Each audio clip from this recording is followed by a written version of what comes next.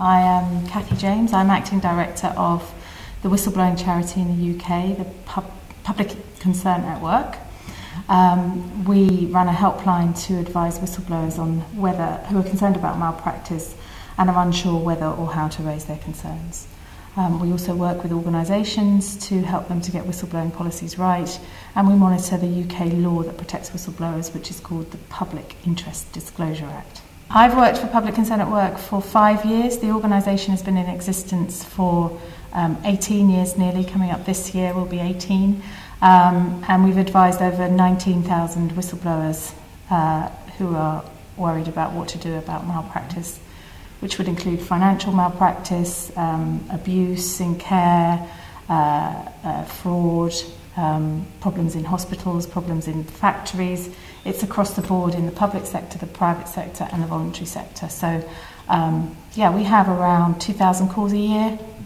50 to 60% of those are from individuals that have a genuine public interest concern and have a whistleblowing issue that they want to raise. Well, I was going to say how we help them to raise it. When they call, the starting point is what is the risk? What is it that they're worried about? Who do they want to tell? And what's stopping them? And we explore all the options for them, thinking about how best to get the concern addressed so that there's the best chance. So the way they're raising it in a responsible way, clearly, so that it's understood what it is they're saying they've seen or they suspect is going on, so that there's the best chance that that issue can be addressed with the least risk to them. So, you know, people at work are worried about their livelihoods, they're worried about what will happen to them, understandably. They're worried about whether their manager knows about the problem, whether it's more higher up than that. They're not sure whether the organisation itself will deal with it, or whether they should go outside to a regulator, whether they should go to the press, whether they should go to the police, whether they should go to an MP. And we try and help them through the maze to raise the concern in a responsible way. So either it's addressed or there's accountability. So the managing board of a company can't say when the disaster happens, we didn't know. They will know. They'll be very clear what the issue is. As clear as possible. It's very rewarding because it's quite unusual, because the other point about Public Concern at Work is we're a legal advice centre, so I'm a lawyer, and we're looking at the advice we give is subject to legal professional privilege, and it's very unusual to be able to practice law and to be giving free advice, and that is very, very rewarding. People are often very lonely when they've seen something go wrong. They daren't tell anyone else because they don't know whether they're going to be breaching some law or causing a problem or creating a difficulty for a colleague or being accused as a snitch. There's so many reasons why people don't speak up, that to find somewhere where you can, in confidence, have an absolute safe haven, somewhere where you can speak to people who are experienced in thinking about how the system works, what the issue is, who might be able to deal with it. Just having a listening ear, I think, sometimes makes all the difference for a whistleblower. It's having someone to turn to when it gets tough, because it does get tough for whistleblowers, there's no doubt about that. Yeah, we struggle with money occasionally. We are entirely self-funding, and that's a challenge. But we've been successful so far in keeping our heads above the water.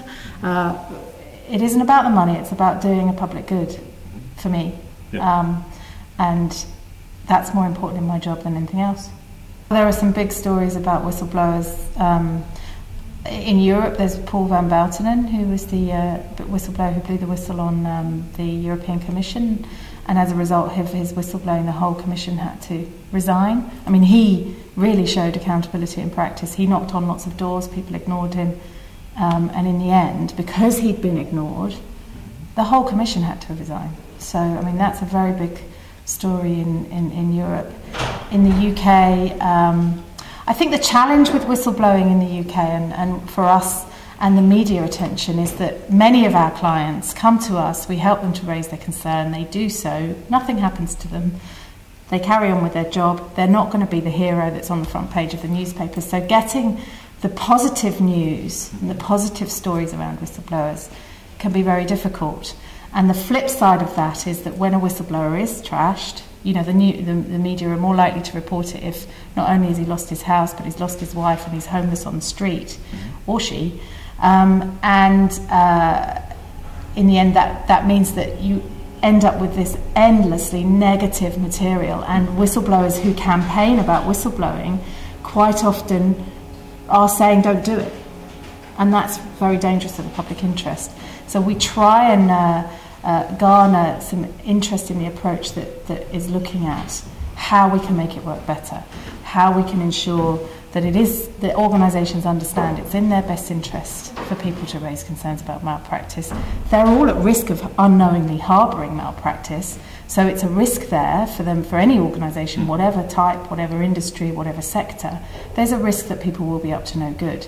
So having the eyes and ears of their workforce as part of their risk management process is really important. Making it safe by demonstrating that it's safe, so looking after people who question malpractice, looking after investigating the issue quickly, fairly, honestly, dealing with the problem, so that then you build some confidence in the system, and in the end you get a deterrent effect from all of that, because people are less likely to misbehave if they know that all their colleagues can easily question what they're up to. So there's this virtuous circle that whistleblowing has when you get it right within an organisation. The other side of that is that you should have a really good law for when it does go wrong, because inevitably, with the best law in the world and with the best will in the world, there will be organisations who are engaged in malpractice, who are covering up, and if you question that, you're likely to be pushed out the door if it's genuine and it's senior. So that's a risk for the whistleblower. I don't think so. I think there's been quite a lot of research around that issue, but it's a bit like a witness to crime. You don't choose to be a witness to crime. Now, it may be that a certain type of character may have more of a propensity to go through this criminal justice system when you witness crime, or to blow the whistle.